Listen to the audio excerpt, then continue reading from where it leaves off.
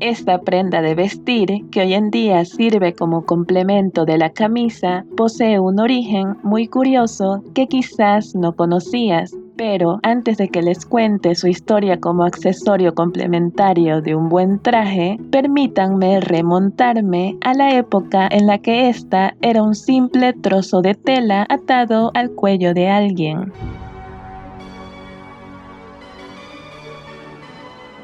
Dependiendo de la época, esta prenda fue objeto de simbolismos, tradiciones e inspiración para la moda. Así que no es casualidad que nuestra primera parada sea Egipto.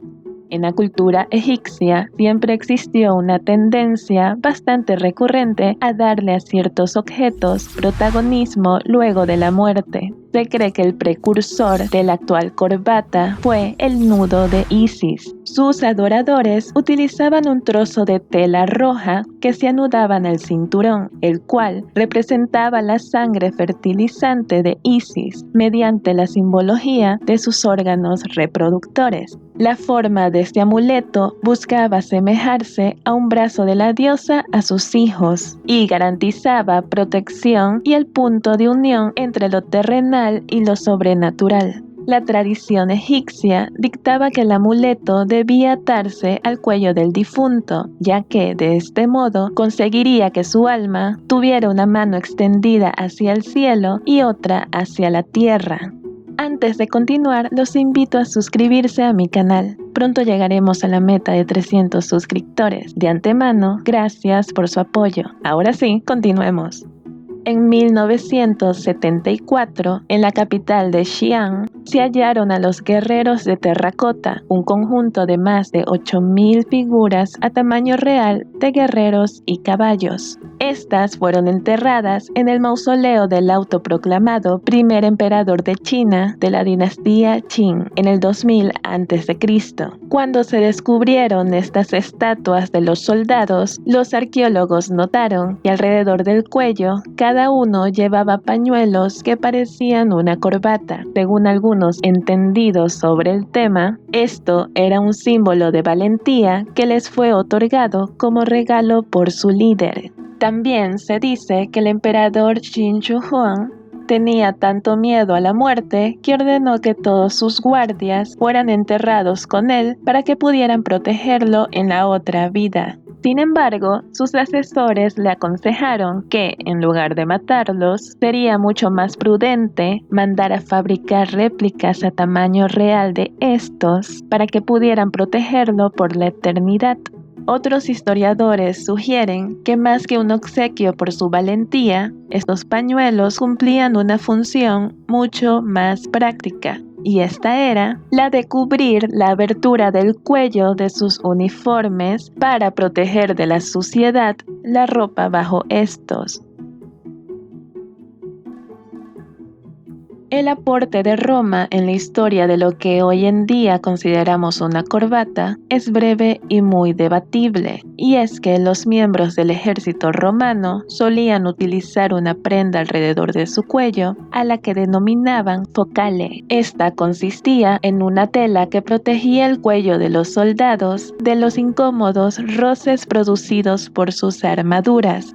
Su uso parece estar relacionado tanto con infantería como la caballería, y algunos expertos creen que podría tener también alguna función de identificación de la unidad. Entre los civiles se puso de moda, sobre todo entre los oradores, el utilizar estas prendas para mantener el cuello caliente y proteger las cuerdas vocales. Ellos se anudaban un trozo de tela de seda al cuello, pero cabe recalcar que en el caso de estas últimas, su tamaño y función se relacionaba más con las bufandas que con las corbatas. Y bien, es hora de hablar sobre la que se considera es la historia oficial de la corbata. Como pueden apreciar hasta este punto, el uso de una tela alrededor del cuello ha tenido connotaciones prácticas, religiosas y simbólicas. Pero cuando nos referimos a la corbata como un accesorio de moda, cuya única utilidad es adornar al individuo que la porta, nos debemos remontar a su origen en Croacia.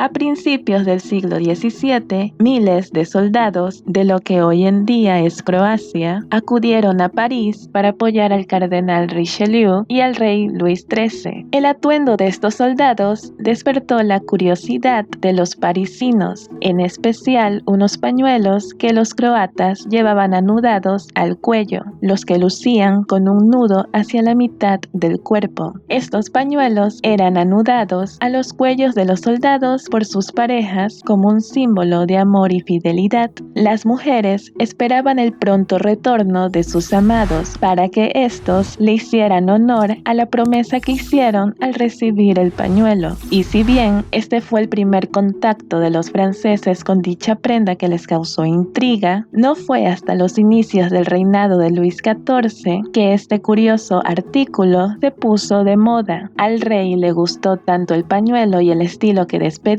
que decidió incorporarlo en el uniforme de su guardia real. Alrededor de 1650 se aprueba el uso de la corbata de forma oficial y es en la corte de Luis XIV donde obtiene más éxito como símbolo de distinción. Este artículo adquiere el nombre de cravat. La corbata reemplazó la moda anterior de tener cuellos de encaje rígidos enmarcando el cuello. Estos se volvieron poco prácticos cuando el estilo del cabello largo se convirtió en tendencia. Poco a poco, este complemento se va convirtiendo en un símbolo de la élite de toda Europa, hasta llegar a América a través de las colonias europeas. A principios del siglo XIX, el modisto y estrambótico Lord Brumel alcanzó una fama mundial al reconceptualizar aquella pieza que le fascinaba. Después de años de estudio, el modisto creó un concepto muy similar al de hoy, donde lo fundamental era el nudo, uno más ajustado al cuello que en la versión original.